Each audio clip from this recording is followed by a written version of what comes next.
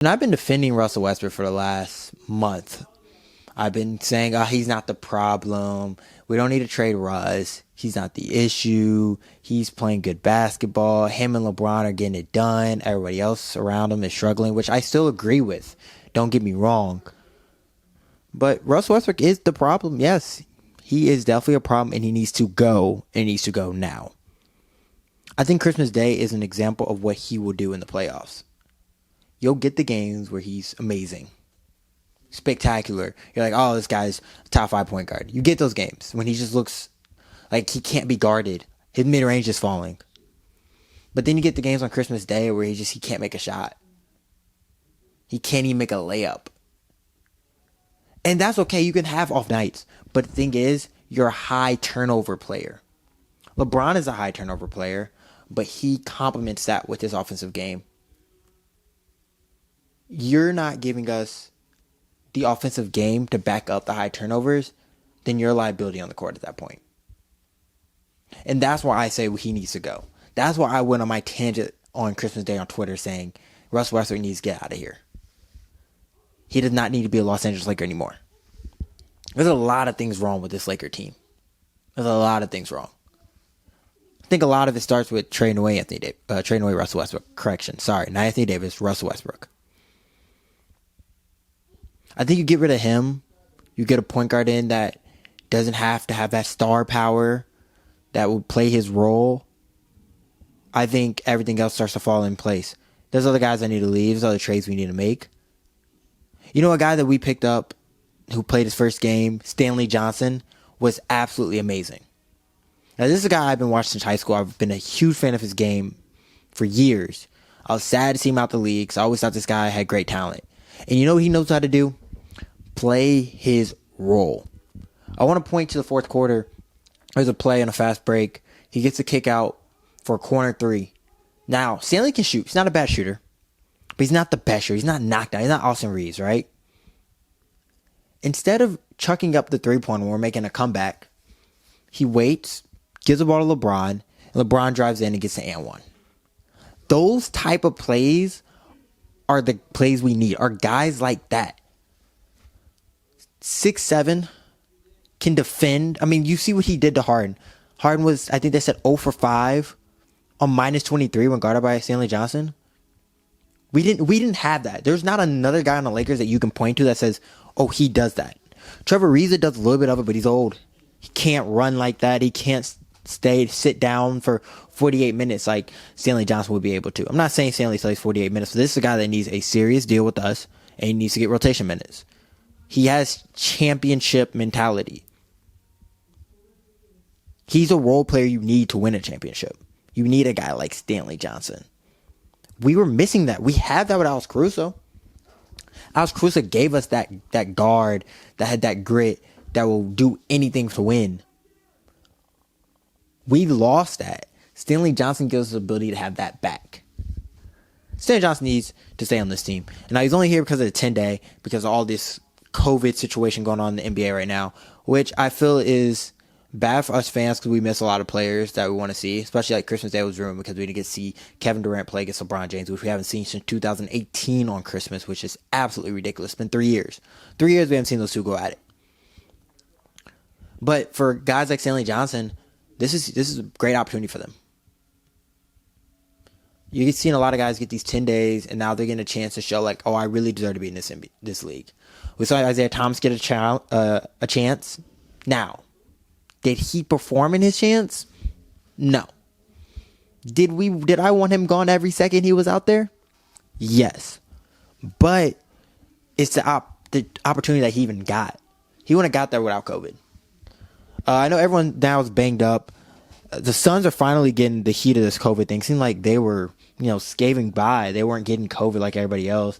I think Monty Williams just went down with COVID. Jay Crowder and I believe Cam Johnson went down. I could be wrong. Don't quote me. Editor Gene here. I was actually wrong. Cam Johnson never had COVID. Jay Crowder did have COVID, but yesterday's game, the day I recorded this, he actually got cleared, so he played. And DeAndre Ayton has COVID for the team. But Monty Williams does have COVID also. Back to the video. LeBron falsely accused the Warriors of being healthy, but They're not. I know a lot of people were making a big thing about that. He wasn't saying nothing. All right, come on, relax. He was wrong. But if you want to talk about those two teams, that Christmas Day game they put on looked like the NBA Finals. I know they're both Western Conference teams, but damn, that looked like the NBA Finals. Those two teams looked amazing. There was times I was watching this Warrior defense. I said, how do you score against that? How are you going to score, Phoenix? How do you score? And then Phoenix goes on like a 10-0 run. And then I'm like, how do you stop this Phoenix offense? DeAndre Ayton has arrived. His first year or so, he was a little struggling. We didn't know if he was really it. Dealt with some injuries. But now, DeAndre Ayton is here. He's arrived. He's a problem. That I don't know if there's a West Coast team that has an answer for him other than Denver because of Jokic. He's here. You got Devin Booker, who he's been the same guy since he came to the league. He's going to get his. He has a dog mentality, and he wants to win. And he's always been like that. Now he just has people around him. Chris Paul, we all know what Chris Paul does. He gets down. But the thing about the Suns is where I was saying with the Lakers with Stanley Johnson, that the Lakers did not have. That the Lakers seemed like they wanted to get players to relieve LeBron and not capitalize on his talents. They wanted players that would help him not have the ball, not help what he does best. And it's backfiring on us. We have a lot of guys who want to create their own shots, which is fine, but it's not playing in a role of a championship team. That's what the Warriors, that's what the Suns got. The Suns have guys like Jay Crowder who plays his role, Cameron Johnson plays his role, Mikal Bridges who plays an amazing job in his role. JaVale McGee coming off the bench, rebound, layup, block shot. He knows what to do. He knows how to run the court. Cameron Payne comes off the bench. I'm controlling the offense. Everyone knows what they're supposed to do every night. Look at the Lakers. They don't have that. Look at Golden State. Steph Curry came out there with a bunch of G League guys, basically, and beat the Suns. Him and Draymond, which Draymond has been completely underrated here. Oh my gosh, he's been fantastic. This is like 2016, 2015 Draymond Green. The Draymond that was like, oh, this is a big four, not a big three. That Draymond Green, he's back. Jumper isn't where it used to be at, but boy, he is back. And he's seriously a problem. So I look at this Warriors team and they have that. They have role players all across the board. They beat this team without Jordan Poole. Otto Porter had 20 on them. Otto Porter. That's all created because of Steph Curry. But Otto Porter, these guys have confidence. What they're doing over there in Golden State, everyone has confidence now. Everyone feels like they're in a spot where they can shoot. They have confidence in their jumper. They have confidence to shoot the ball. They're not looking over their shoulder like, is that a bad shot? I mean, look at some shots Jordan Poole pulls out sometimes. He's shooting Steph Curry-like shots, you know? The coach are building on Golden State right now. They're the best team in the NBA. I think right now they're final favorites. They should be final favorites in everybody's book. I know a lot of people were putting Phoenix over them, but they're the number one team in the NBA. And when they get James Wiseman back, when they get Klay Thompson back, they're only going to get better. They're only going to get better. Those guys fit right into what they're already doing with their rotation, with their schemes. It works perfectly. It gels amazingly. I mean, that's the difference between them or like Brooklyn. Another thing that Christmas Day kind of opened my eyes up to watching all these games was Kemba Walker should never been benched. I know before he got benched, he was averaging 11 points. Wasn't having the greatest time, kind of some career lows. But for them to take him completely out of the rotation, it's honestly, for me, it feels disrespectful. Look what he's doing now. This guy has came back and is on a tear. 29, 21, 44, his first 3 games back. And then he gets a triple-double on Christmas night. All the guards screaming, Kemba, Kemba. And first of all, it was funny that they were still screaming, fuck Trae Young. That's hilarious. That's absolutely hilarious. I love Knicks fans. But I mean, this guy is saying like, yo, I shouldn't have been benched. And this is what I'm saying. The COVID things gave people a second chance in the league. And guys like Kemba Walker who were out of the rotation, who were looking like, damn, maybe this is the end of Kemba's career. He's getting benched by the Knicks. He's 31. What's Kemba gonna do? He gets back in the starting lineup and he's tearing it the fuck up. He's a problem. He's a problem again. And so I'm happy for him. I'm really happy for Kemba Walker that he's getting to play the way he is. I've always liked Kemba. Think he'd be great in LA. Kemba, Lakers, we have spots for you, man. We'll move some people around, make some things shake. I hope Russ Westbrook gets traded for Miles Turner, but that's a different conversation for a different day. But yeah, Kemba really showed me, I think he showed everyone else that he should never been benched. Last thing this whole week of the NBA kind of made me realize was that the Cleveland Cavaliers are the real deal. I've been saying this for like the last week or two that this team, you kind of need to keep an eye on them. No, I'm not saying they're going to go win a finals. No, I don't think they're going to go far in the East. But this is a team that's going to put up one hell of a first round, either gets one of the top seeds or go to the second round and give a top seed, take them to 7. They're not going to be easy to put away. And they're doing this all without Collin Sexton. Now, I'm a huge Collin Sexton fan, so I have a bias towards him. A lot of people will say they look better without Collin because Collin Sexton is a ball stopper, which I agree. He likes having the ball in his hands. He likes to shoot a lot. He is ball stopper at times. But, I mean, they're missing a 20-point score guy right now.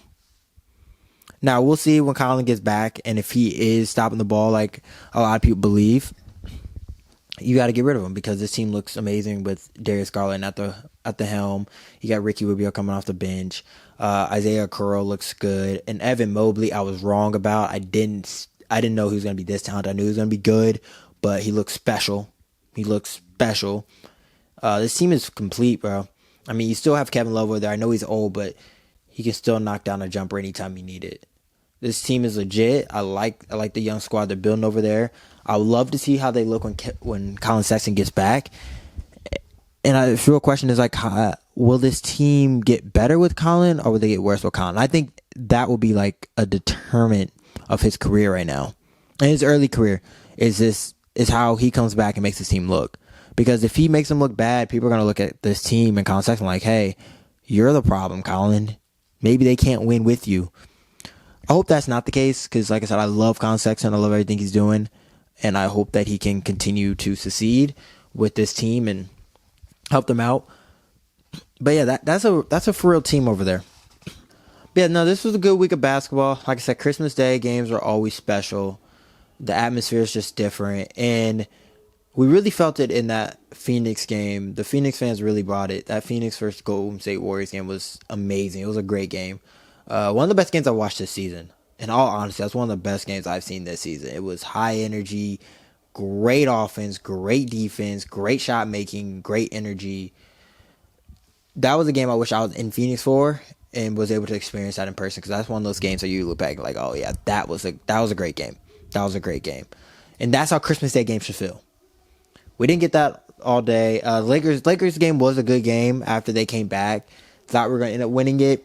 LeBron looked amazing, but that's another issue with the Lakers. I can go on all day with this fucking Laker issue. Is that he shouldn't have to be scoring 38 points a night for us to win. Like, come on, bro. Like, come on. What are we doing here? 38 a night? 36, 34 every night? I'm like tired of seeing it, bro. This is 2018 LeBron all over again. As much as I love that LeBron, trust me, that's my favorite LeBron ever, but like, come on, dude's 37, he turns 37 next week. We don't need this. We brought Russ here, we brought AD here. Mr. Street Clothes here for you to hoop. Please help my man LeBron out. Please.